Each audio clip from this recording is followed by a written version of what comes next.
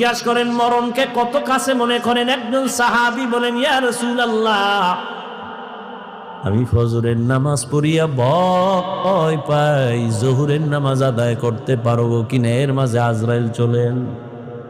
আর একজন সাহাবী বললেন, ইয়া রাসূলুল্লাহ, আমি জোহরের নামাজ আদায় করিয়া ভয়ে থাকি